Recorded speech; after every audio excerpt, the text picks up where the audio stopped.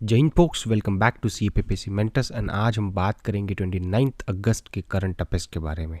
तो पहली न्यूज़ जो है वो है स्मॉल सेल्स के ऊपर जो 5G की टेक्नोलॉजी आ रही है उसके लिए ये काफ़ी इम्पोर्टेंट है और उसमें ये अपडेट है। पुराने इसमें जो 4G होता था उसमें ये नहीं होता था, अब जो 5G की टेक्नोलॉजी आ रही है उसमें ये स्मॉल सेल्स को काफ़ी ज़्यादा मात्रा में डिप्लॉय किया जाएगा।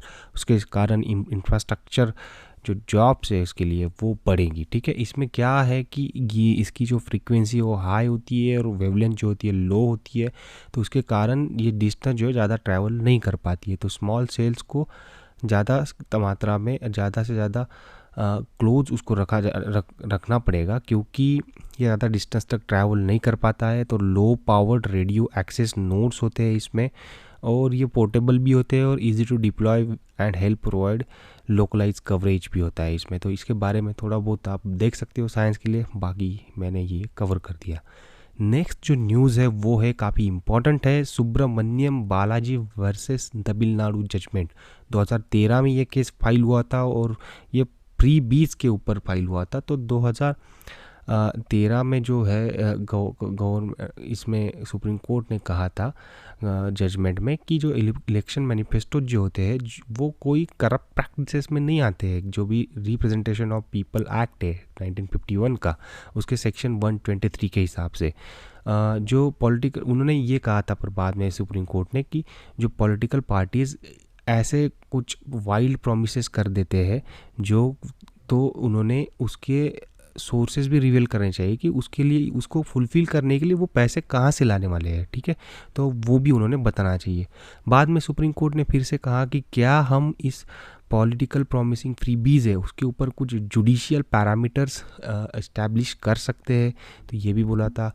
उसके बाद फिर सुप्रीम कोर्ट ने स्टेटमेंट दिए थे कि जो फ्रीबीज़ है वो स्टेट को ऐसी सिचुएशन में ले जाएगा जहाँ स्टेट गवर्नमेंट प्रॉमिस तो कर देगी फ्रीबीज़ देने का, बट उसके पास सफिशिएंट फंड्स नहीं होंगे। तो सफिशिएंट फंड्स नहीं होंगे तो वो क्या होगा कि वो स्टेट ऐसे कोई रास्ते अपनाएगा जिस वजह से उनकी जो बैंक्रप्सी है वो हो सकती है वहाँ पे। ठीक है, तो उसके बाद सुप्रीम कोर्ट बोलता है कि ये जो पॉलिटिकल पार्टीज़ के जो इरेशनल फ्रीबीज़ है, क्या इसके ऊपर हम कुछ एनफोर्सेबल जुडिशियल ऑर्डर ला सकते हैं जिससे चलते ये सब रुक जाए। ठीक है, ये सब डिबेट अभी काफ़ी चल रही है, काफ़ी हॉट न्यूज़ है ये। ठीक है, तो हमें ये पेपर 2 के लिए इम्पोर्टेंट रखना है, पेपर 1 के लिए भी आ सकता है बट पेपर 2 के लिए काफ़ी इंपॉर्टेंट है। फ्रीबीज़ वर्सेस वेलफेयर, इसमें आपको डिस्टिंग्विश करते आना चाहिए दोनों में से, तो आप उसके ऊपर थोड़ा देख लेना। और सुप्रीम कोर्ट ने भी क्वेश्चन किए थे फ्रीबीज़ के ऊपर कि इम्पैक्ट ऑन इकोनॉमी और फिजिकल डिसिप्लिन जो है वो भी मेंटेन होना चाहिए। ठीक है,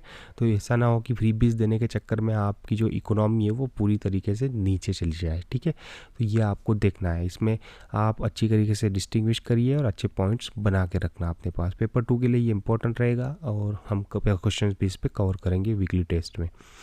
नेक्स्ट जो है, जो US नेवी की वॉरशिप्स है उन्होंने तैवान की इंटरनेशनल तैवान स्टेट जो है उस वहाँ पे उन्होंने एंट्री कर दी है। तो ये आपको जोग्राफी देख लेनी इस एरिया की, वहाँ पे कहाँ पे सी है, कहाँ पे जो तैवान स्टेट देखो, लुजॉन स्टेट देखो, फिलीपीन सी कहाँ है, इस चाइना सी कहाँ है, तैवान की कैपिटल क्या है, तो ये सब यहाँ के आप थोड़ा मैपिंग कर सकते हो।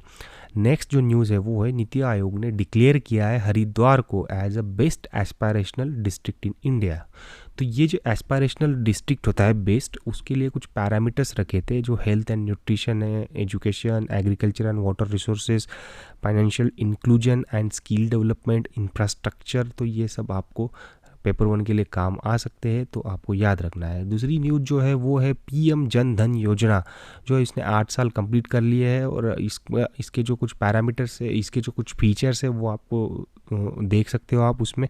ये ज़्यादा तो करके बैंकिंग फैसिलिटीज़ प्रोवाइड करता था और इसके चलते डायरेक्ट बेनिफिट ट्रांसफर्स में काफ़ी हेल्प हुआ है। कनेक्टिविटी पुअर थी पहले, तो इसके चलते ऑनलाइन हो गया सब कुछ ट्रांजैक्शंस, और ये काफ़ी इजीली एड्रेस हो सकता है। ठीक है, तो इसके कारण बहुत सारे जो बैंक लोग जो है बैंकिंग से जुड़ गए और उनके अकाउंट्स खुले, करप्शंस कम हो गया। तो ये आप पेपर 2 के लिए भी इम्पोर्टेंट है। नेक्स्ट शॉर्ट्स में देखते हैं कि एक न्यू बुक आई है जो पुलाप्रे बालकृष्णन ने लॉन्च की है, India's economy from Nehru to Modi a brief history. Next है वुमेंस इक्वालिटी डे था 26 अगस्त को। इंडियन मेंस और volleyball team won bronze medal by defeating Korea 3-2 in the Asian under 18 championship in Tehran. FIFA lifts ban on all India football federation. तो अभी क्या है कि हम होस्ट करेंगे women's under 17 world cup in October 2022। International day against nuclear test था 29 अगस्त को। Next day national sports day भी था 29 अगस्त को।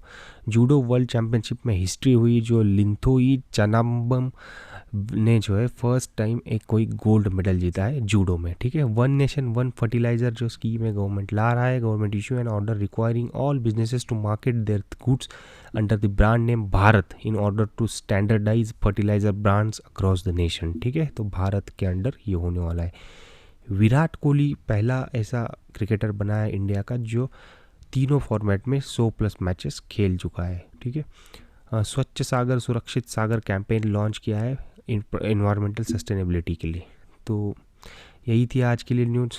तो आपने अगर हमारा टेलीग्राम चैनल ज्वाइन नहीं किया है तो टेलीग्राम को ज्वाइन करिए, उसकी लिंक हमने कमेंट सेक्शन या डिस्क्रिप्शन में दे दी है। और हमने वीकली करंट अफेयर्स की PDF भी आपको प्रोवाइड कर दी है टेलीग्राम चैनल पे, तो आप उसको डाउनलोड कर सकते हो। और आज क्वेश्चन नहीं था, कल से मैं पक्का क्वेश्चन लाऊंगा और ज़्यादा तो करके कोशिश रहेगी कि ये वीडियो मॉर्निंग में अपलोड हो सके, ठीक है। दैट्स इट, थैंक यू, जय हिंद।